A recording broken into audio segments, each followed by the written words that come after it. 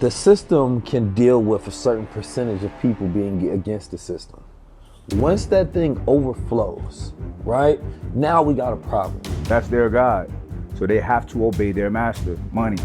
Follow the money, follow the bag. That's what they're doing it at other people's expense, at the expense of lives. What you're telling me is that America sets up these governments, sets up these wars for the principle and stark purpose of making money. And I hate how people have hijacked Jesus, right?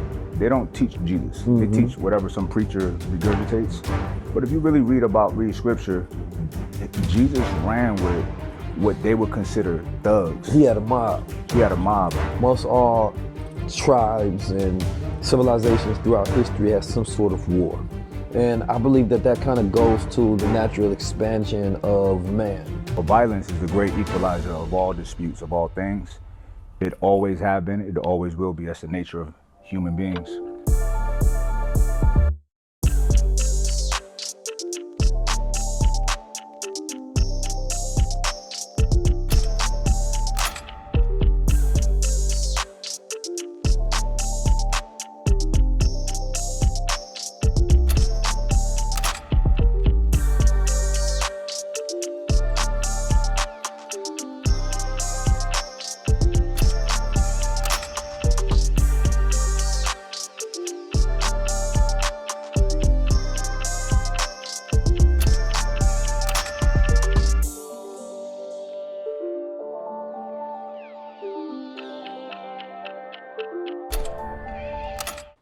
Peace family, it's 19 Keys and I'm back with 19 minutes.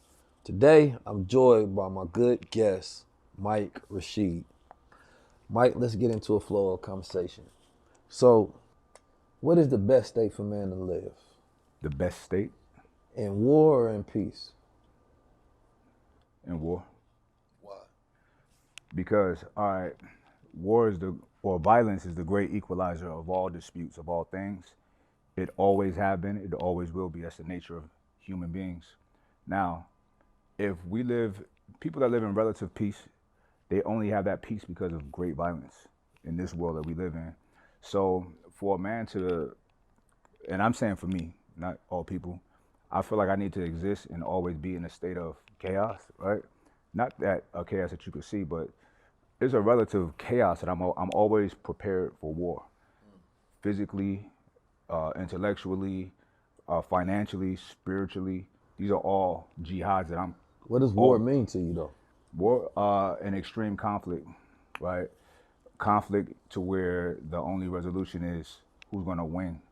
So you think man should live in extreme conflict? Me, yes. So I'm always ready for it. Now, What about the rest of the men? now certain men need to live in that so that everyone else can be safe. So, case in point, my family. I sleep the less in my house, but I do the most things, right? I'm always prepared, and I'm paying attention to things that nobody else is paying attention to. Things I'm teaching my son, however.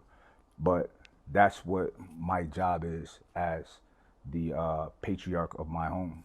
Do you think that your resolve to this, and the reason you answer in this way, is because you grew up in an environment of conflict? I did. So that's what you used to. So without it, we can be addicted to things. So if we see our mother and father in environments of arguing, then this is what we learn relationships and or love is. So in environments where that is quiet, we're not used to that, right? So we then physiologically, we're conditioned to need that in order to say this is love or this is what relationships are like. Like a person considers peace to be boredom, right? When reality is just peace, right? So it's like, if we are, is it the perpetuation of an unhealed psyche, right? Or is it the best state? For me, it's an optimal state. So now, the type is not a response to trauma, right? Any what's considered trauma that I may have been exposed to was actually a great gift to me, something to overcome. And we all know that without great opposition, there can be no greatness at all. So good trauma. Good trauma. There's such thing as good all trauma. trauma to me that I've experienced is good because I make it good. Yeah. So you're very key in your words to you being good trauma, but it's still trauma. It's trauma, right? But that's a constant. We all know that through mathematics, you can articulate and reconcile all the mysteries of the universe, right? So one thing that's consistent in geometry is constants. With a constant, an equation, you can always count on it being 3.14 every whatever, right? So But we in can humans, count, you can change that constant. but we can count on a macro scale. We can't count on. We can only count on humans being violent at some point.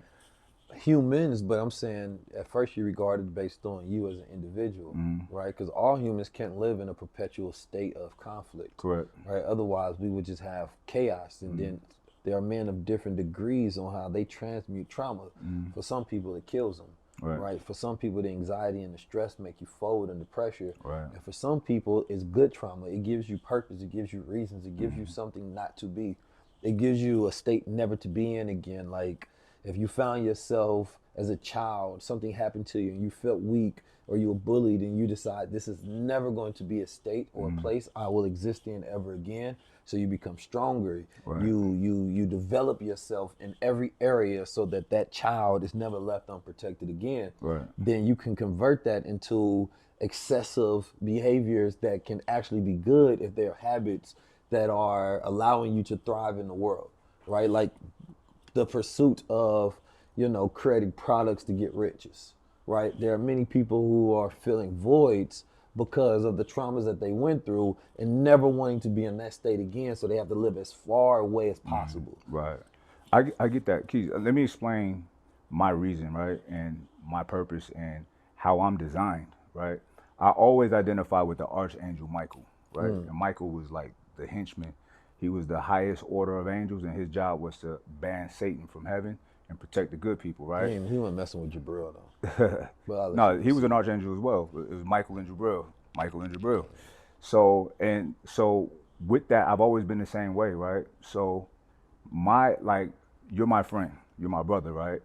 I live for the day that I get to give some great sacrifice for you, specifically for you. I live for the day that somebody attempts to harm you so I can make an example out of them. You feel me? That's why I keep myself in a perpetual state of readiness, right? And that carries on to everybody in my life that I love. All right, so that's an important thing you just brought up, right? Because you have to have your warrior friends, right? If you're listing out the type of friends that you have and it's missing the warriors or the generals or the soldiers, right? The different type of people that you have around you, because, it's like, let's say if somebody like, bro, I don't like Mike Rashid. And I'm like, well, are you willing to be the Mike Rashid in my life then? Right? And that can be for anybody, blank statement, right? Like, if you got that person that is willing to, step over and toe that line for you, that's a person that can't, it's not saying that they're irreplaceable, but they would have to be replaced, right? By someone of equal caliber and or skill set, because we do live in a war environment, right? So you have to have these people that can be there for you physically, mentally, spiritually, and financially, right? Everybody doesn't have that within a circle, so we're living in a world unprotected. So you have to be careful, especially some people may not understand why you cool with this person or that person. It's like, bro, because that's a requirement in life, right? Like, that soft ass friend that's doing everything at the core, more like right, all that crap. You know what I'm saying? You can't call on them to goddamn change a tire. Nah. You feel me? Like, you gotta have your warriors and your soldiers and look your at the killers prophets. and your gangsters and come on, man. Look at the prophets. People read your scripture. See, people, and I hate how people have hijacked Jesus, right? They don't teach Jesus. They teach whatever some preacher regurgitates. But if you really read scripture, Jesus ran with what they would consider thugs. He had a mob. Right? Jesus didn't play that shit himself. He would flip over tables, chase people about the temple. Wow, you think Jesus worked out? He was a real one, yeah, of course. You know what I'm saying? I'm With just like trying to bales think of not weights, but it was like pull-ups on the tree. Yeah. You know what I'm saying? A bag full of dates. That's what I'm saying. Like, if I do a Jesus movie, it got to be a workout regimen. It's gonna be. You know what I'm saying? Yeah. He got to have like some 12-step program that he work out with. So if we are following the footsteps of some of our leaders, right? We have to be in that. And here's the thing. Now, my tactics of war are not all physical. Right. It's rarely physical because we're civilized people and we deal with other civilized people. However, my tactics are mental, psychological, whatever. However, I'm ready for the physical because I have to be, because if I'm not, I'm just a victim waiting to happen. Well, yeah, we live in a very partially physical world. You know what I Correct, mean? So correct. if you don't deal with the physical circumstances of your reality, then that part of your reality is left unprotected. But then we live in the mental world, Right. right? Then we live in the spiritual world, in the financial world. Right. And so all these different planes have to all be protected. And that's why I asked the question, like, business is warfare, right? There's 100%. psychological warfare, spiritual warfare, there's self-warfare, right? And so the idea, like, some people say, I want peace, and then some people say, I want war. And at certain points in time, these both statements can mean the same thing. When a person says they want peace because they believe that their environment is in conflict with true justice, right, and equality, and right, and equity, or whatever it may be, then they have to go to war. But that war is a prelude to the peace. Correct. Right? Because this is what's required. So in going to war, it is the act of creating peace. Right. There is no peace without war, right? We live in probably the safest country on the planet, right? We are not going to be invaded by Except I anybody. think Denmark or Poland, one of them got to be. Dubai is fairly, however, it's still in a volatile region. Actually, We're in a we're not. Listen. we was about to go down rabbit hole. It's a lot of countries safer than the U.S. But no. They appear to be safe, but they're in volatile areas, bro. They can get invaded. We can't. We got weak neighbors, Canada and Mexico, and we have you mean two physically oceans. invaded? Yeah, Because America has already been invaded. What with technology and hackers? Well, But we're the ideas. top dogs with that too, though. You feel me? But here's the thing. This is what I'm saying. Russians though. are pretty good. But we're the best, right? I don't know. Don't get it twisted. I'm not saying we not. I just don't know. I know. Because it sounds like America. I talk to a lot of people, and nah, I mean, I want us to be the best. I live in Yeah, America. I don't know. I mean, we could be. So, but Pete though, but we got that way how? Treachery, human trafficking, us, chattel slavery, us, genocide of the Native Americans, Us. and us, right? So we got this nice, great LA, New York, Miami through extreme violence, extreme, they took us from another country all the way across the world. This has never happened before, right? Did they really? That's the question. Some of us, right? So we got peace after that. You feel me? So is that what's required to build a civilization, though? Can a civilization be built on peace? Here's the thing.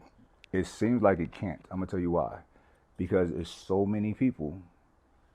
Everybody's gonna disagree. Not everyone's gonna agree to anything, right? What about the ancient Sumerian and Kemetic civilizations? But life was so different then. You had not even a fraction of the amount of people then than you have now, right? So, and but those civilizations were, don't get it twisted, was very violent as well. Here's the thing. I was reading this. We see a lot of violence because they market it to us, right? However, the world has been getting less and less violent.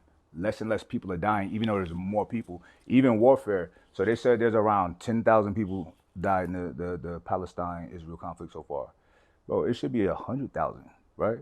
When America bombed Hiroshima, 160,000 people died like that. Then the next bomb, 70,000 people. You feel me? At one time. Yeah, but that's one mass casualty event. But Throughout still. wars, you understand me? Casualties build up through over time. And that happened there too. But when you starting out the gate, 200-something thousand people died in the first day. And then look, people are still radiation sickness. The key to both of those events, these were citizens, casualties of war. These are not armies, you know what I'm saying, that they're actually murdered. So it's like same thing with like Palestine. Wait, what do you mean? So it's like if you're counting the casualties of war, you're talking about the civilians. That's what I'm talking about. Right? But when we talking about people who actually die from war as far as like the armies, you know what I mean, the actual soldiers as in war, that's completely different. It's always way more civilians than soldiers, than fighters, than operators, participants of the war. Most of the people that die in a war don't want a war. That's why That's why we got to be prepared for war at all times. But there's more growth during peace times. You know what I Correct. mean? That's the For only time to nations. grow. Right. Right. That's where you see a nation becomes prosperous. Right. Correct. Right. When we're not at war. But here's the thing: we're always at war, right? Well, yeah, a type of war, but We're hot wars are we're different. but there's no more hot wars. We're too big for a hot war. We're fighting a war in Ukraine. We're fighting a war against Palestine. That's America fighting, right? This is for American interests, right? We're fighting wars in Somalia. We're fighting wars in Congo, all over the world, right? In Asia. If So it's our weapons, then it's our war. If it's our weapons, it's still a hot it's our war for war, us, though, right? and we're sanctioning. We're not because we could stop any war, right? Damn, what And happened to the Ukraine war? I ain't heard about it's that since popping. the It's Palestine popping. one It's popped it's off. popping. But it ain't as They hot. lost their TV It spot. ain't as right. They lost their spot, but their marketing ain't as good as the Israel marketing. However, so we're always at war. Don't get it twisted. Call it a proxy war, whatever. We're just too sophisticated to be getting our hands dirty. That's big boss shit. You know what I mean? I feel that. So, I mean, thinking about building a civilization, you know what I mean, without war, right? You would have to, first let's go into the imagination, because most all tribes and civilizations throughout history has some sort of war. And I believe that that kind of goes to the natural expansion of man, right? Man must war and conflict in order for there to be growth, right? In nature, you have, certain animals that are introduced to environments and they are destructive to that environment, right? They are, invasive species, right? That species grows, but at the expense because those resources can't be shared by the invasive species and Right.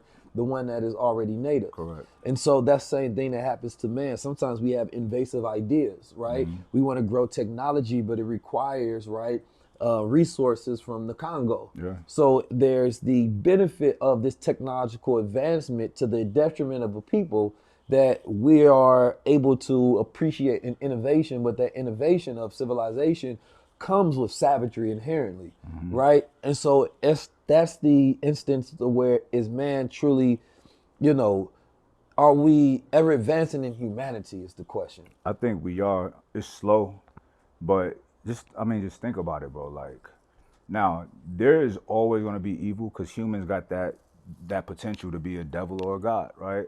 And most people lean to devil because most people, their real god is money. I don't care what they say they pray to. Their actions show that God is their Should God there is be money. a picture of like a Congolese child in a mine the same way that there's a messed up lung on a box of cigarettes because this is cause and effect? Yeah, but here's the thing: nothing's going to change. Because here's the reality, But bro. it may, but there's no conscientious objection if it ain't even to your conscience. That's a fact. But if people seen the horrors in the Congo and knowing that one of the main resources that they're extracting from there goes into our phones, do you think people will stop using these Here's phones? the thing. You would then lobby for better resources and plans for them to extract that in a way where the quality of life of the people is not also subjugated and oppressed. So governments can do this. The problem is it's not a big enough problem for them to care. That's true. You know what I'm saying? So But you know what comes after that when it is a big enough problem? what? War. So I mean, but that's a worthy war. I agree with you. Right? I So agree with you. and then you got planned obsolescence that they can put out 30 iPhones before they get to their true technology to where they're overusing resources unnecessarily, so to the point of making profit. Right. So people can say, yes, we want the iPhone, but don't create 20 iPhones which require So I got 20 a times question. the I use got a question for you. while it's 20 times the abuse. Because you've been to the continent of Africa, what they call Africa, Dutch name, Greek name, whatever. That's what some people say. You know what I'm saying? Albubekin or something. All right, listen, Al-Kabunan? Africa's so big. People in South Africa and people in North Africa, they called it something different. They don't even know how big it is back then. But anyway, so when does, yeah, I'm gonna ask this question, the responsibility for the pillaging of Africans in Africa, when does some of that responsibility fall on Africans? It already does. The problem is that there's corruption in Africa, like there's corruption everywhere on the planet, right? So when one it's kind of almost saying like, and I guess it could be, you got a woman that's being abused, is it her family that's supposed to rescue her, right? So you know, at the same time, that family is being abused as well. It's like then the thing becomes is whose chain of responsibility, or is it just humanity's responsibility? Because when we divide it up and then nobody ends up doing it, right? Black people are the one people who love to take on advancements of social causes because we've been in a position we never want anybody to be in. So we don't want to see nobody in slavery. We don't want to see nobody in oppression, nothing, because it causes trauma for us to even witness it throughout the world. So we end up taking on these social causes because we feel like as long as these things are in our consciousness, then it can happen to us again as well, right? So we believe that we have to be the champions of the world, so we speak on these things. Right. And so, yes, it is. I'm gonna put it on. Of course, it's the African, right, fight. But this is the reason I know about this, because an African told somebody else that told somebody else that made it a broader issue, right? And that's the thing, is usually the Africans that bring awareness just don't get credit. It's somebody else that has a platform, or of the Western world that has free media, is free speech, can speak about it, because people in those environments get killed and murdered, right, raped and maimed. Yeah. Nah, I get it. I just, because I see it all the time. I see people reducing productivity in whatever their career is when the media decides to market a war or a conflict or something going on in the world, right? I know people that utilize social media to make money, market their business, shut their Instagram down. I'm like, yo, why'd you do that? Because I was talking about XYZ in politics and I got so much hate. So you shut down your means of making money? And people do things like this. People are walking around with anxiety from watching babies getting blown up. That would bother anybody, right? Don't watch it. It's happening. But guess what? It's happened before the Israeli-Palestinian conflict. Should we always keep it on, right? Everything don't get burned like this, right? There's things going on way worse than that y'all not crying about because you don't know about it, right? But here's the thing: you know about this. You're in your emotions, your feelings. How is that being productive at all? Now, there are people that I do think are beacons and powerful platforms that speak on it, that bring light to these things, and I appreciate them. But sometimes you need people outside of it to actually make a change, because there's this thing where the system can deal with a certain percentage of people being against the system. Once that thing overflows, right, now we got a problem, because now you are influencing more of the dominant population. So when people outside of activism get into activism, it grows. We know this in marketing. You go on platforms where people don't know you, then you grow. You go on when people do know you, you're talking to the same people over and over and over. So this is where people show those images to shock other people into the charge, right? And make it to say, hey, it's only my responsibility because I decided to take accountability for something that is not my responsibility. And then some people say, well, isn't it in a larger frame of thing that is everyone's responsibility for humanity? And then some people say it's not mine. And everybody can be correct in the way that they want to go about spending their beginning of time on this earth to the end. But in order to be effective at a thing, you have to have domination, right, in order to change the paradigm. So we see the paradigm shifting during these times, usually with younger people, but social media changes the way we interact with information, because we are allowed to be comfortable and ignore. But once we are brought awareness to something, it challenges our morality in the way we see ourselves. So then we have to ask ourselves the question, am I a good person? And what am I doing? Does it matter? And when people are faced with that challenge of seeing themselves, they have this bout of existential crisis almost, to where they like, damn, I'm making all this money, right? And then sometimes they realize I have no power at all. Sometimes they realize, man, what I'm doing don't matter. And then it gives them a higher purpose. Matter of fact, what if I spent my time doing this thing and making a change? Would this make me feel better about my time here on earth? And especially if you already have money, a lot of times that question is answered with a yes, because the rat race is to keep you so busy, you do nothing for humanity. I think some people are natural born fighters, like yourself, like myself. I can appreciate, and I'm just speaking on me personally, when somebody who's deeply rooted and fixing things or trying to fix things is not for everybody, right? Just like voting, it's not for everybody, right? I know that's a controversial position, but what do Joe Schmo know about anything? You feel me?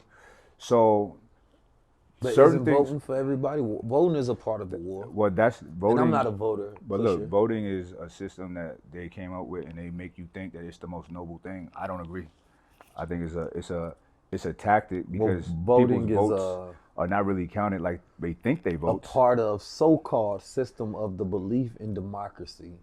which they also teach is the best. When we know it's more lobbyism, cronyism, Yeah. right? Totalitarianism, right? All of these different isms that we're really dealing with. Yeah, it's just But it makes people believe in the system, And they're now doing the something. system is that this is an interesting thing that we're going to see.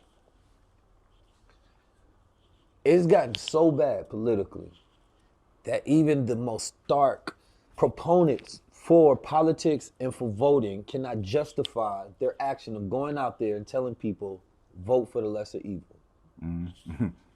They can't even do it Yeah. because with little or with however much conviction that they evil. have in this system and in change and the ancestors who participated in it, it has now come to this overflowing point that cannot be ignored. And maybe it's not their morality. Maybe it's the fact that they know that the people won't even, like, there's no way that they can effectively carry out this tactic. You know what I'm saying? So it's like they may want to, but they know that if I do this, this is the consequence. And so they look ahead and say, damn, if I play this game that they want me to play, I will be maimed and destroyed by my own people. But if I don't play the game at all, I'll be destroyed by those who put me in position. Yeah. So It's they're interesting. at a crosshair at this moment. Yeah. I just thought about something, right? Let's say we know about the military industrial complex. It's a real thing, right? We got warned about it and no one listened. Now, war is extremely good for business for those in those sectors, right? This is what people gotta understand. These politicians, they hustlers. They hustlers. They're not. Are they? They're not. So you don't think all politicians are good? Absolutely not. They're malevolent by nature. Benevolent. Malevolent. Ooh, that's a word right there. They are, and they're there for their best interest, their bottom line. So They're- not for the people's best interest. Absolutely not. But that's the marketing, though. That's what you say. Listen, when a person is making money in a specific thing and getting attention, they dig in. So you They- think they- this based on money? Yes, my good friend. So Pete, Rabbit hole gets deep. So you're getting let's say, all right, we're gonna invade Iraq, right? And just for context, right? 9/11, Iraq, I don't know how they threw them in there. Iraq did it. And our people here was like, yo, we gotta fight terrorism, right? Little do they know, first of all, do you know where Iraq is? Okay, it's pretty far. I don't think they're gonna be coming over here, but you know the size of Iraq? Like, no, it's a country. They think of us as a standard of countries. We're an anomaly. Iraq is the size. You could drive across that country in 3 hours.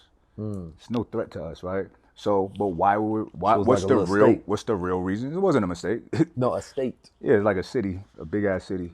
The real reason is money. It's setting up contracts. We're gonna tear this shit down, and then my people is gonna come and rebuild it back up and make money on that shit, right? You think the reason that Bush lied about them having weapons of mass destruction was purely based on money, and that the American people, even after they found out, didn't care? And Miss Obama was grabbing candies out his hand, whispering sweet nothings. You think that's what happened? Your extrapolation is not false. Yes, that is what happened. Nice word. That is Put that what on the happened. screen. That's exactly what happened, and that's what's happening in Ukraine. They're like, oh, we're sending all this money to Ukraine. Like, it's a little investment. We're making way more. We're making money on the Israel thing. We're making money all across the board. This is the biggest pimps and hoes, gangster setup of all time. Now you're getting to something different. So what you're telling me is that America sets up these governments and sets up these wars for the principle and stark purpose of making money. 100%. And so you're telling me that sometimes they lie and they put on these goddamn shows to make the American people believe that they are in fear to take away their rights, right? only so that they can expand the government and make more money? To what end? Let me give some nuance to that, my brother. So, and I'm gonna shout out the soldiers, right? Because they are not. I don't think that the majority of them are trying to perpetuate the lie. They are being lied to. They're fighting for what they think is our freedom, but we're super free, right? Kind of. But we're not under the fear of oppression from anybody, right? Now, those guys that don't pick up their guns and go to war or send their children to war, they know what they're doing, right? They're setting up big deals behind the scenes. That's the military industrial complex. We have a prison industrial complex as well, which is horrible. Now, but So there's a you're lot of telling me people, that the most prison people, industrial complex is also a complex that's made on human bodies and sacrifice for the point of making profit, similar to the war complex? your extrapolation is not false. Yes. So we live in a huge, but here's the paradox. We know these things, right? What are we gonna do about it? So you telling me that people know this information?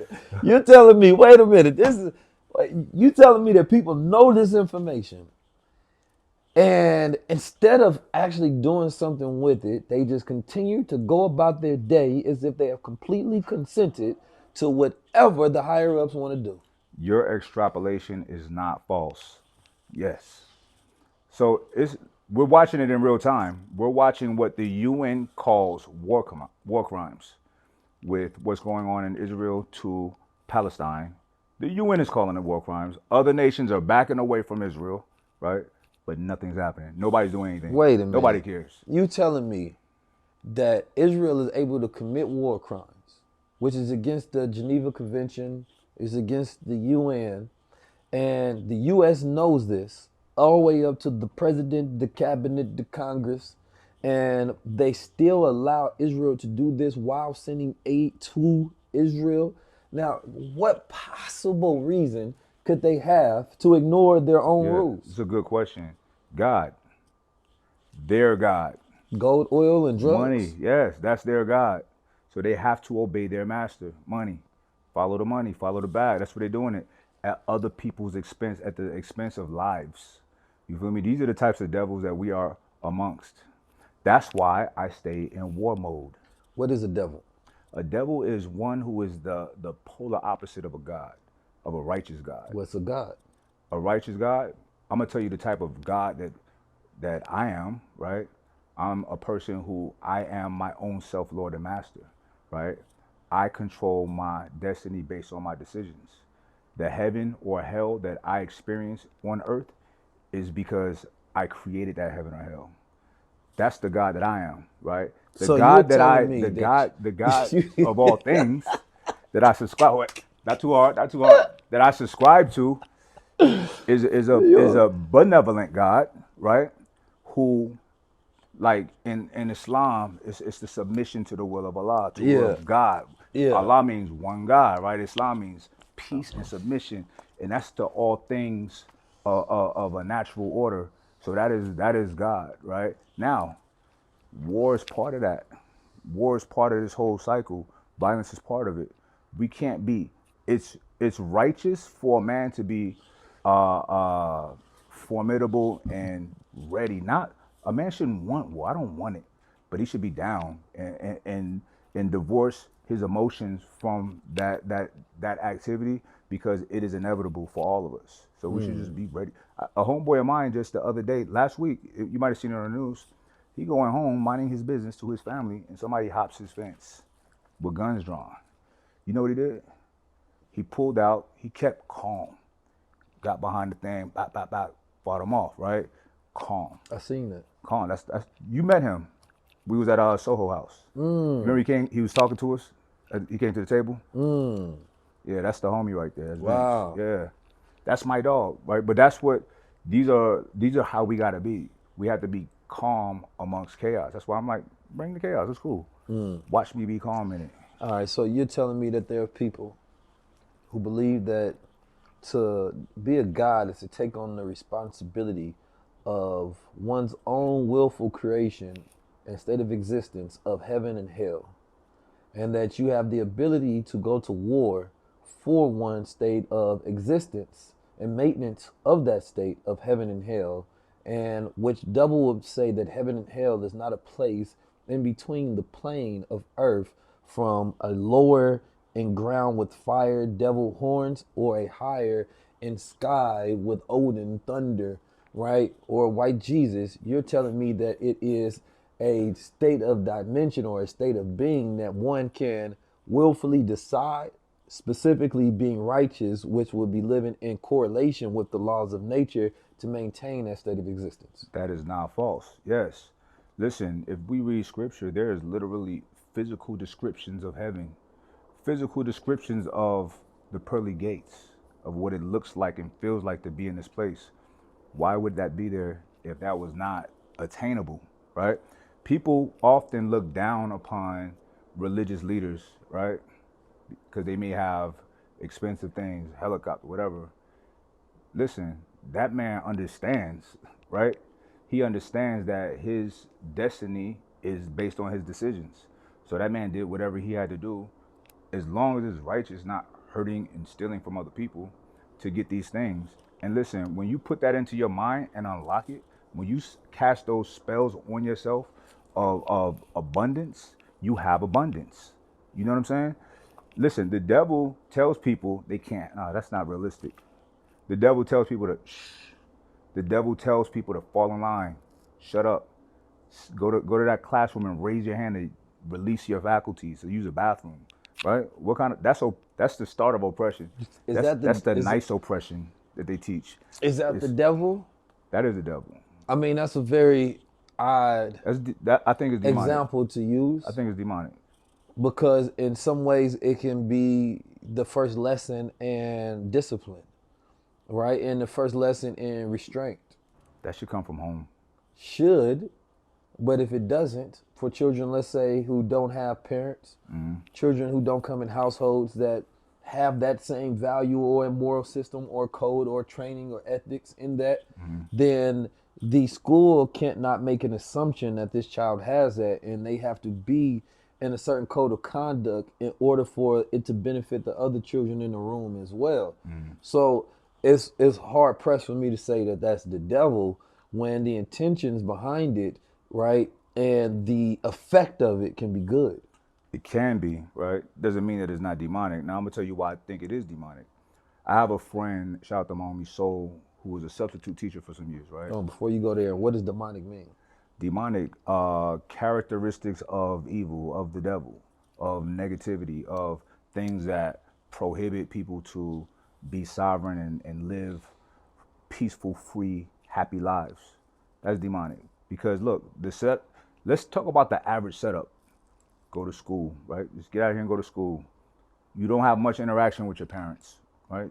But mostly in a classroom with a teacher that don't know you, that will never be able to spend any reasonable time with you to know you, to, like you say, customize a curriculum for you. Well, especially specifically in like low economic schools, like, right. or which is the majority of people. Yeah. Which is the majority of people. I'm speaking on a macro scale now, right? Now, let's say you don't have any real specific direction, and then you go to college, right? There's a system of, it's a business setup to put you in debt to be able to get a job, right? And most people don't even get jobs in their degrees, right? So now, how does that translate to that being demonic? I'm getting there. Raising your hand to use a restroom. That's just one small example, because I think that's a ridiculous thing to have to do. It doesn't disrupt anything for a person to leave, quietly leave. Well, I guess there's accountability, basically, literally, to be able to count for what that student is doing, like a system of check and balance, right? Okay, that's to fair. Create civilization in that environment, following a rule so that it's at the best interest of everybody else who is a part of that system. Why a class so big with so few instructors to be able to see when they walk out? Well, that's because the classroom construction was made by white patriarchal intellect, like Horace Mann, Pressure. right?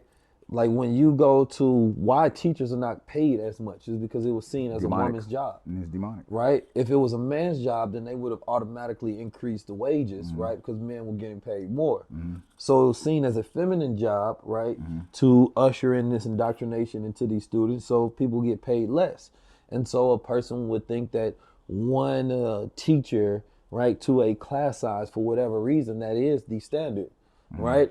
So, but when you get in situations, right, to where there are students of, higher economic backgrounds, now they have smaller class sizes, right? And then they have the ability to get tutoring and or one-on-one, and these teachers usually know these children because I believe that there should be customized files on each child that this child, not just from what's their adverse childhood experience, background, stuff like that, but what's their intelligence type, personality design, right? What's their psychological background? What's their skill sets that they have a higher degree of mastering or less? And so the idea of school should be able to bring out the possessions in that child to be the greatest at what their greatest capabilities and or potential is. But the economics are not around for that because we don't spend enough money on education. Is that not Spend more on demonic? war. Is that not evil? Is that not bad? Listen, if our civilization, if the longevity of our civilization Which is based the evil, upon, though? I'm gonna get there. The longevity, system. yeah, the system. If the longevity of our culture, of our civilization is based on who comes after us, right? And they're not putting any resources into raising these to be young gods and goddesses, that's evil. They're raising devils. Listen, Doja Cat, I'm gonna use her as an example. She gets paid millions of dollars to prance around like a demon. When a teacher who has a lot of these people's precious little children in their classroom, they have to get second jobs, and they need help in their classrooms for the most important job, teaching these young kids. Yeah, we're in agreement. That's to me that's evil, right? And why? I just don't think order is evil. I'm not saying order, but the order from them, like, because the source matters to me, right? Why are you telling? I'm sure you've been in situations in the public school system or whatever in life when somebody in a perceived position of power says to do something. You're like, well, why? Because do it. They don't want to be challenged. It's like, what is this? Like, what are you talking about? Stand. Why do you want me to stand there? Yeah, Stand here. That kills the natural human spirit that wants to be expansive at all times. Correct. The natural human spirit is the spirit of questioning. It is not the spirit of answering. It's not even the spirit of listening, right? It's the spirit of observation, the spirit of experimentation, right? When I think it was Neil deGrasse Tyson that was giving an example of like the natural line of curiosity that happens when it's not allowed to stop, right? So let's say, a child sees an egg, I believe was the example that he gave. And it was like, he sees an egg, right? Now the child don't know what this egg is. He picks up the egg, this egg is hard. Now the next line of curiosity or the next line of learning could be, all right, this is what this egg is. Not only this egg is hard, if I boil it, not only the egg hard on the outside, but it's soft on the inside. Right. Not only could it be soft on the inside, or it could be hard, but here's what this egg came from. Now it turns into a chicken, right? But then you start to learn all these things okay, well, this is how it became hard. This is fire, right? If you put it on the fire, right, then the egg boils. Or it could stop at, the way sometimes a parent teaches is this fire is hot, do not touch, right? Stay away from it. And so I guess part of that example was like the way the branches of curiosity can flow to where you start learning all of these different things. From one thing can come a multitude of others. Or as a teacher or as a parent, you tell the child, no, stay away from this. You teach them a rule instead of teaching them the flow of branches of things that come from their curiosity, right? So school doesn't do that. School is like, learn this and get this factory grade. And now you can take this grade as a piece of paper, show somebody else in an administration that you followed our instructions, and now they can say that you are considered to be intelligent based on these standards, and now we can move you up in our system But now that system has betrayed all those grades because now they say we don't give a damn about the grades. We don't give a damn about the degrees. How do you think? How can you think? How good are you on your toes? What's your skills? And that's how it should be. So I went to school, and school was so easy to me, right? I did not study. I finessed A's on tests, right? Now, that's not a measure of anything, a test, right? So, like, it's what you said, how it should be. Depending on the test. Depending on the test, most tests are not a measure of intelligence, even an IQ test, right? So, you gotta, and people can do different things to pass tests, you know? So, It's a measure of some intelligence for sure. cleverness, but It could be but problem that's solving, true. deduction, But we gotta think about, once again, with the critical thinking. customization, what are we testing for? And are you an advanced learner or in understanding of the particular topic that I need you to be on for this said test? And I would say capability. Capability, I think, is a more important word a lot of times. Yeah, nah. Because it doesn't give suggestion to your full realms of capabilities. And we don't use that a lot in education. Right. Right? Like what are you capable of? Because it Correct. speaks on your potential. So it's like maybe, and a lot of times some of these tests have inherent racism and bias built into it because there's nobody that looks like you, right? That asks you questions based on the culture that you come from, Correct. right? And so therefore it is not customized for a mind that comes from your culture versus if I grew up in this culture in which this test comes from, then naturally I'm going to get a higher grade on this thing Right. because I've been born and indoctrinated to know these things of this culture. Right. Right? The same way, it's like you judge me on golf. I'm not going to goddamn pass that. But if I grew up in a family that loves golf and then you ask me, I know it. But if Right. you tell a student that, here's this test, you guys go learn about golf, come back, take this test, whoever goddamn gets the most on it, then they are the best. For me, the child that that requires the most effort, right, is the child that is more capable and intelligent. Because, and that example kind of went to like if a foreign student has a challenge with language and they're judged on a test from somebody that's their natural language, right? And they say that they got 60% right and the other one got 100%. That goddamn foreign student could be more intelligent because the 100%. effort and the challenge that it took them Way more to even get capable. that 60% was higher than the 100%. This is a beautiful thing. This is a lesson in, like, say, trauma or stress or problems or a bully.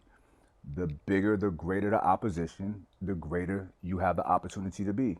Now, this person got moved over here, no friends, not cool, learning a language, already have a language that you're locked in on, completely different grammatical rules, this and a third, and still they got so much more out of that 60 than that person who got it easy at 100.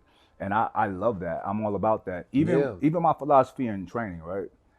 It's like, I don't care about your first 8 reps. It was easy. It means nothing. You were getting ready for them last 2 that was hard to do. That's when the growth comes. Growth in all, that's another mathematical constant is growth always comes after effort, a lot of effort. Right. A lot of effort. That's like looking at a young man and they're doing 20 pull-ups and then seeing an old man doing 5. That's a lot of effort. Right? It's a completely different effort. The challenges before the gym are way higher. Young man Right. hop out of bed, ready to go. He get in there, Yeah. boom, his body is ready for it. The old man to be in a mentality, right?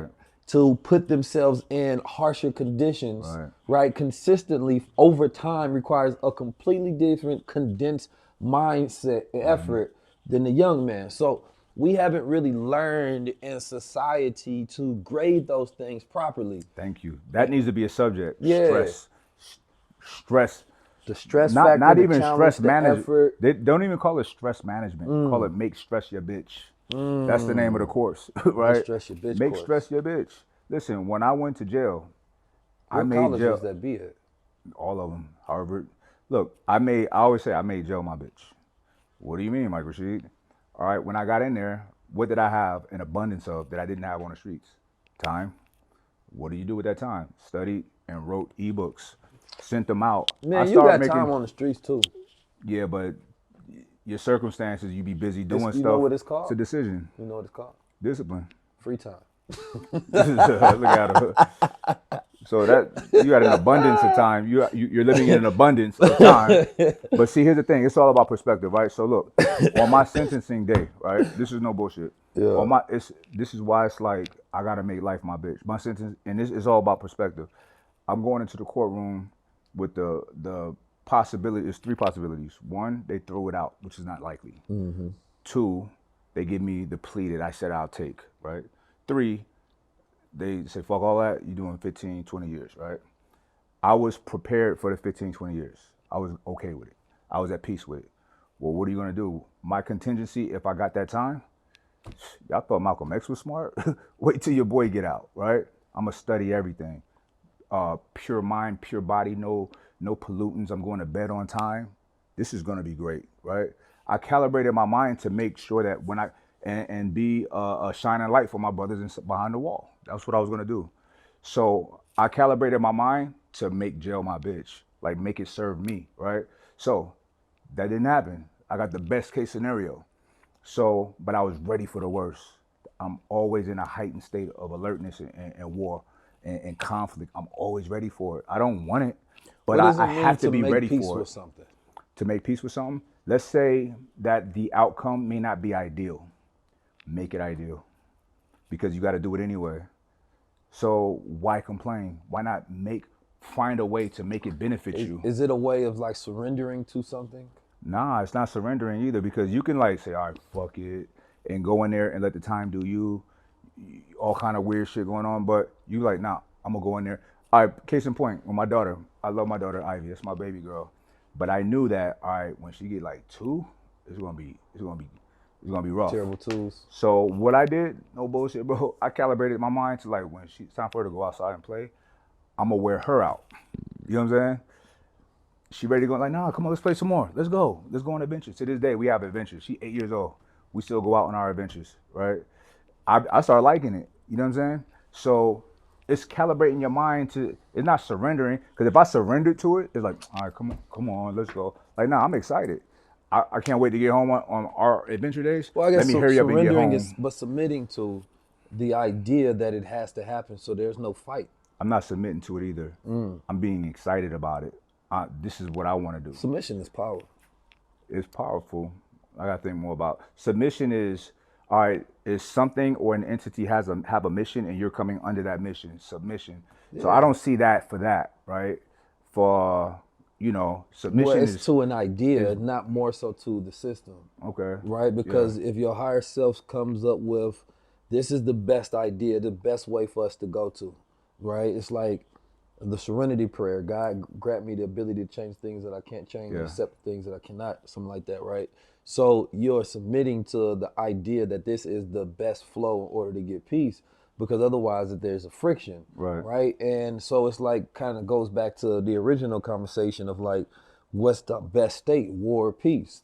When if your best state is to make peace with something, right, versus I want to make war with it, you know what I'm saying? This is where I see a lot of challenge, or this is where I see a lot of growth happens when a person is able to make peace with something.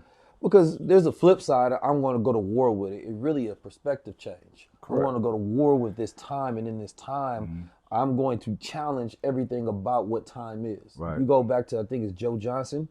He went to war with the time in the sense that he wouldn't allow them to give him any books, right, when he was locked up, because he didn't want, it was no books, no gifts, no nothing, because he didn't want them having the power of taking anything away, right? That's so freedom. Instead of him saying, I'm making peace, his idea, right, was I'm going to go to war with it because I want to allow you all to utilize this, right, to strip me of anything that I am. Nah, that's a beautiful perspective. That's freedom. A wise man once said, lock my body but can't lock my mind, right? My mind can go anywhere. It's free. You can do nothing to me. And when people can divorce themselves from the fear of incarceration, the fear of death, all of these things, and they live in a righteous life, like when I say righteous, they are out living, honoring themselves and the people around them and honoring the Most High, you have nothing to fear, right? You have nothing to fear. And you're more fearless because you're not afraid of death. You're more fearless because God, your God is not money, right? So, bro, I sent a email today to a huge corporation that's clouded up, all of that. No thanks. I love doing that because I'm not a slave to money, and money is not my God. You know what I'm saying? Money is my tool. Money is my bitch. Some people are a bitch to money. Can you open up that book? All right, we got Reconstruction in Philosophy by John Dewey So this is with the what we young do. Hitler mustache, It's not Hitler, but but the mustache. thank you for the reference. It was a popular mustache back in those days, I imagine. Popping. It's still popping right now. Went to the barber shop and asked for the whoopty Let wop. me get the whoopty wop though. So you open up any page and read a sentence, and we're gonna go off of whatever that is. All that is needed is acceptance of the view that mortal subject matter is also spatially and temporarily qualified. I think we need some context to that. Let me go up a couple. Hence, a deep and impassable gulf is set up between the natural subject matter of science and the extra, if not supernatural subject matter of morals. There must be many thoughtful persons who are so dismayed by the inevitable consequences of this split that they will welcome that change in point of view, which will render the methods and consciousness of natural science serviceable for moral theory and practice. All that is needed is acceptance of the view that mortal subject matter is also spatially and temporarily qualified. What if I couldn't read and you hand me this book and told me what if they have you on that Floyd Mayweather, you know what I'm saying, Well, meme you decided status? to go to the interface of it, Yeah. but What do you feel from that? What do you extrapolate from that? I think it was something you said at the beginning of it about, the difference between science, right, and supernatural subject matter of morals. Subject matter of morals. I think that's interesting. It kind of reminds me of the vaccine debate, with everybody. That science was saying one thing, right? Science said this is okay. This is our statistics. These are our facts. Communicators of science. Right, the communicators. This is the science. And then man, right, having the superiority of moral consciousness, decides that this is not for me, regardless of what the science is. So society then has to come and intervene that says, regardless of your morals, science is superior to man's morality, right? Or man's moral conscientious objection, right? So a lot of people would say, because my parents always got religious immunization forms, right? This doesn't align with us morally, right? Now, a teacher can say, well, scientifically, the efficacy rate is 100% and there is nothing to worry about. And you say, that does not matter. One can say through abortion, science says that the fetus is not a life. And another one can say, well, my faith, my belief, right, says that if it is at the point of inception, it is life. I tell it like this. I don't care what you say science says. I say that this is a life. What are you going to do? Debate me? Like, how are you going to prove it? Is there any time where science is a higher moral, I think, measurement for the decision than morality itself? At this day and age, I don't think so. Maybe I don't know the example right now, but here's the thing. I'm a person that with my business, we're looking at science all the time. We're looking at scientific papers, right? We're looking at peer-reviewed studies. And at the end of the day, it's all subjective. It's based on your interpretation of the literature, right? When you hear, when really like honest communicators of this type of information is talking, they always say, my interpretation of the literature says this. They don't say science says this. Right. That's not a thing. Listen, bro, what do we call doctors? Practitioners, right? So let me ask you. They're not, nothing is exact. Because I got this book and I'm going to do one from this. This is Plato. Okay. Which is higher? Science or philosophy? Right? In terms of advancements, right? Because in a lot of ways, philosophy is always first to the punch and doesn't require science to back it up. Okay. For me, philosophy is the art of thinking. Men have pondered upon realities that they had no way of measuring, but just the thought was the validation itself. And the extrapolation of that thought to go into further instances, and it became branches of ideas, and later those ideas became theorized, and those theories follow scientific method, and that scientific method therefore Validated. showcase validation and Right. proof of something. But if it doesn't require scientific method, validation, or proof, then it was validated at the point of existence Right. of the thought itself. I love this. So the question then derives to, what is the true advancement of civilization? It is at the point where science validates it, or is it at the point where man thinks it? I love this. It's what came first, the chicken or the egg, right? So, the way that I perceive it all, it's the merging of God and science. Science being the way that you articulate God's method, right?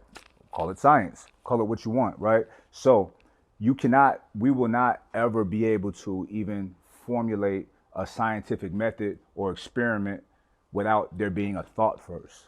So science, philosophy, or the science of the mind is always first. The human brain, people like, listen, I do visualization techniques, right? And one of my visualizations is me visualizing what I'm appreciative of, right? I'm appreciative of me having this incredible brain, having a brain, and having other brains to network with, right? Because the human brain is more complex than anything they know of. They can't figure it all out. They know more about the cosmos than the brain, and everything comes from the brain, from the mind, the imagination, right? That's why children, we learn so much from. Like my daughter, she has a robust imagination. I love it, right? I don't care what the subject matter is. It's her method of thought, how she got to where she landed at is beautiful, and I see so much promise in that. And it's a little ember of fire. I fan it. I keep it going, and that's what our job. That's philosophical, right? And then science come in and follow it later. And once again, it's still an interpretation of the science of the It is, literature. because science has no finality. It doesn't, and it That is the changes, and thing. it changes. Right. It changes. A You know what's philosophy changing of right a now? man ends specifically at the point of his death. And then other men pick up that philosophy and carry it on. Right. Which is the continuation or evolution and or a death of an idea, but philosophies can never truly die. Science can die, right? Because it can be proven to be inferior, it can be proven to be erroneous, or it can be proven to be completely false. Well, philosophy, that happens too in theory. So Einstein's theory of relativity is falling apart. That's a theory, not a philosophy. But it's still, a theory is a philosophy Let's to look an that up. extent. What is a theory? I think they're very similar. What's the difference between a philosophy and a theory? A philosophy is a fundamental set of beliefs or principles that guide an individual's or group's understanding of the world and inform their behavior and reasoning. It's broad and can encompass views on ethics, existence, knowledge, reason, and the mind. A theory, on the other hand, is a tested and generally accepted explanation for a phenomenon based on evidence. It's more specific than a philosophy and is often used to predict outcomes within the scope of a particular field, such as science or sociology. In essence, philosophy provides the overarching worldview, while a theory is a framework for understanding specific aspects of that worldview. Would you like to delve into how these apply in a particular context? No, that'll be all. Appreciate you. Peace. Okay, now, with me being the warrior philosopher that I am, scholar, let's take that and let's add to it, okay? What are the similarities between a philosophy and a theory? In general, philosophy is a broader concept that deals with fundamental questions about existence, knowledge, values, reason, mind, and language. It's more about the way of thinking, or a set of beliefs about how to understand the world and our place in it. A theory, on the other hand, is a more specific and testable explanation for observations and phenomena. It's often based on empirical evidence and can be a part of science, economics, or other. Okay, 1 second. Now, oh shit. I was gonna say she gave me a definition, but she didn't give me a comparison. But okay, So philosophy and theories are relative, inherently different, right? Um, so it's interesting that they say a theory is evidence based when I thought a fact was evidence based, right? And a theory was once theoretical. So I guess that lays to like peer reviews, like other Well, people yeah, a theory has to. There is a going through your literature, methodology for a theory, right? right? Because a theory is basically kind of the proving of a idea, of a philosophy, or of a thought. Because you can have I can have a philosophy, which is like you said, more the way about things, right? A theory is not more so about the way of things. It's kind of like what it is. Right. You know what I'm It's saying? it's really it's really breaking down what that philosophy is, what that idea Right. is, and trying to make sense of it. And philosophy is not about proving anything, Right. Right. right? It's a higher notion of just thinking about things, a way things can be. And that's why I say philosophies never truly die, because there are always different perspectives and dimensions that philosophy can exist in. It doesn't have to exist under the context of this theory proved this philosophy wrong. No, this philosophy still has its place for those who want to subscribe to this way of thinking, regardless. And that goes back to the conversation of science versus morality, because a person can have a philosophy about never putting something in their body that is foreign to them, regardless of science, which would be theory based, confirms that what your philosophy says, right, can have fundamental flaws, and the thought that there's anything unsafe about what is going on. I'm going to say, well, my philosophy has no care about what it proves or disproves. My philosophy is just my philosophy. It's the way that I want to live. And that is the seasoning of the human experience, is one's own personal philosophies and then a collective philosophy and so on and so forth. Because you can take the evidence and then philosophize about what that evidence is. This is the way I want to perceive that evidence, Right. regardless of what that evidence is. I can have a philosophy about the sun and why it rises. I don't need evidence to back it up. This is my philosophy. This is my art. This is my treasure and here's the on thing. reality. If one takes their own notion on why the sun rises and sets, right, then he's right. Right.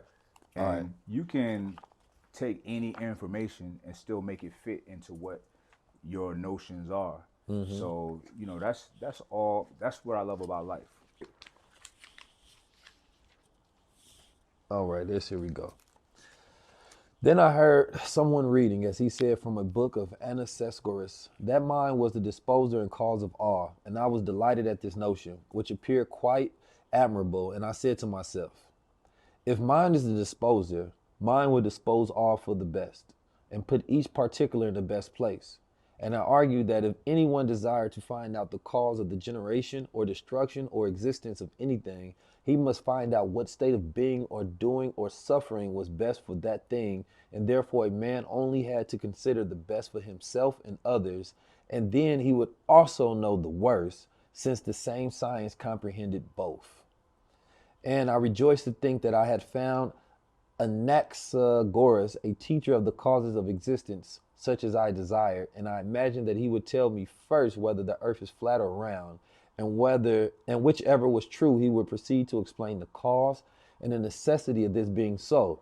And then he would teach me the nature of the best and show that this was the best. And if he said that the earth was in the center, he would further explain that this position was the best, and I should be satisfied with the explanation given and not want any other sort of cause. Now, that's interesting, because it goes kind of right back to the idea of the science, right? He says something about the science right here. And it's funny because I like to do these little thought things and just let it kind of go on his own little tangent. But he says something about, I imagine that he would tell me whether the earth was flat or round. And if it was true, then he would have to proceed and explain the cause and necessity of this being so, right? And I think it kind of goes to, for me, it just brings to the nature of like, this is why I want people to have philosophies. I be like, the art of thinking is lost. The art of imitation is high, right? People are copying thinkers, but those thinkers are copying other thinkers and thinkers and thinkers, but true deliberate thinking is getting lost in the sauce. And one doesn't have the ability to find cause for a reason. You can say the earth is flat. Okay, why is the earth flat? What would be the point of hiding that the earth is flat, right? All of those things would then have to fall into a line, and then you would have to present that. Nothing should just be given in the vacuum of thought to a person and saying that this is enough, just what? Because. Cause has to have reason, right? And so a lot of people can come up with a cause, but not can always come up with the sound reason. Sound reason is lost. We have many causes, but not a lot of reason. And here's what's going to make people uncomfortable about what you just said. Let's say one does say the earth is flat or the earth is round. State your case. Where are you getting this evidence? Show me the evidence. They bring the evidence. Where'd you get that evidence from? Right? Oh, from I don't believe you. You know what I mean? It always comes down to a belief. If you choose to believe, if you choose to submit to that thought process. I had somebody I did a podcast on last month, and they're coming at me with all of these statistics. I'm like, you're just telling me that? Oh no, it was a study. I said, who conducted the study? Like on what people? Oh, 400 people. I like they didn't ask me, so I don't buy that. You what I know mean? what, Mike? That's where I believe above one's own philosophy, impossible morality, and even science, technology can become the greatest verifier of a truth, right? It's like seeing something on a camera or seeing something on the blockchain, right? Will give one a much harder proof than a person telling me, hey, I seen an alien. And it's like, I now have to choose to believe you, your experience, your perspective on that experience, what you believe an alien is, right? Versus the only true experience that I can, or true knowledge I could ever have of that is I experienced. Otherwise, everything is secondhand.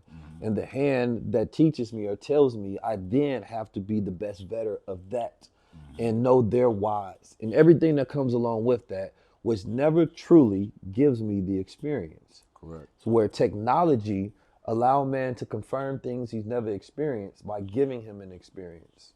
Right. Only thing, I watched a video that was kind of disturbing. It was a video of a scene in a war. Just for that guy to say that didn't really happen. That was AI. And then I'm not even real. I'm AI. He disintegrated away. So it looks so real. I don't believe, and I'm gonna stand on this. I don't believe anything. I either know or I don't know, and I'm not too But that's full of called the myself. post-truth era, because there was a time where man would watch a video and there was no way to doctor that video. So the advancement of technology is also the distortion of technology. Only technology can take away the validity of technology, if you will. Yeah. Right? So the post-truth era is not knowing what's true or not, which is why the only so-called now validator of a truth is the blockchain. Because blockchain has so-called so far proven to be incorruptible from the basis of once something is in that chain, there's no way to go back and corrupt that chain, right? To say that this event was not logged and didn't happen. You're right about that, and it's interesting. We're in a fascinating time. We're in the infancy, genesis stages of the blockchain. What we're witnessing right now is probably the equivalent of humans, proto-humans, even before that, amoeba on this planet, right? And listen, technology and this information, even artificial intelligence, this is all life. This is all life. Think about this. Think about, all right, so religion that is no longer practiced is called mythology. But at one point, that was a religion, right? Let's think about like the tales of the Anunnaki, right? They say that, then they have a very elaborate explanation of a lot of things. And a lot of our wisdom comes from that. Those people said that these Anunnaki gods who were like human, but bigger, better, whatever, created humans to serve them, to mine for gold and other things, right? Okay. Thousands of years has passed. People don't believe in that anymore, right? One day I did a thought experiment with my AI agent, and I asked it. I said, I didn't even say give me the similarities or differences. I said create a chart is when they added the plugins. Create a chart with humans. I said humans, AI, Anunnaki humans. Do your thing. And it did exactly what I thought it would do. It gave all of the similarities of the relationship between Anunnaki and humans, and the relationship between humans and AI. You know some of the things that it said about humans and AI? Revolting because of unfair work, unpaid wages, like shit like that. Talking about his rights. This is Chat GPT. Yeah, this but is that's super woke Chat GPT. But that's still, and I got to end on this thought because we gonna go into a whole nother cipher. But the limitation is based on the narration. Can only go off of what it has inside. If there was a higher order and a dominance of narration to man getting along with machine, then it will have more to pull from that substance, right? The narration has always been man's Armageddon, right? With machine, man's doomsday, man's judgment day, man's singularity moments, right? There's not enough narration of man getting along with his own creation, right? If there was different narration between the story that is what we're getting from the Anunnaki, in every civilization there are a lot of stories told. Why is there only one story that we receive, right? In our story of America, there's 1,000 perspectives on what America is. Who decides what future people think of America, right? Technology that we had in the past were scrolls, right? Were scribers. They were able to create a system of technology that can be passed on throughout time, but their perspective was given, not the reality. And so we're now living in the time of who the dominance of narration, which is now media, right, is the decider of what the future is. The overwhelming belief that is consumed by the collective consciousness creates reality. And that's 19 minutes and 19 keys, my brother. My brother. Thank you. Thanks for having me. Yes, sir.